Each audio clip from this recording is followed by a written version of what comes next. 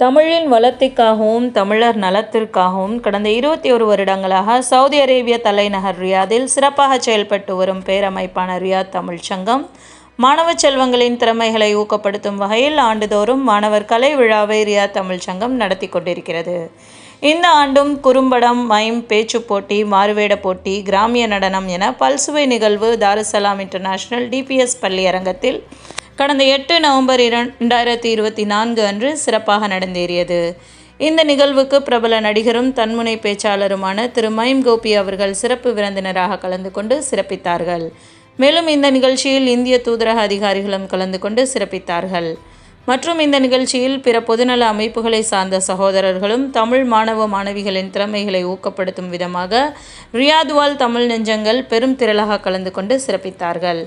பல போட்டிகளிலும் அதிக புள்ளிகளை ஈட்டிய மாடர்ன் மிடில் ஈஸ்ட் இன்டர்நேஷனல் ஸ்கூலுக்கு சுழற்கோப்பையும் வழங்கப்பட்டது. ஒத்துழைப்பு மற்றும் ஆதரவு அளித்த அனைத்து தமிழ் நெஞ்சங்களுக்கும் ரியாத் தமிழ் சங்கம் நன்றி தெரிவிக்க விழா இனிதே நிறைவு பெற்றது.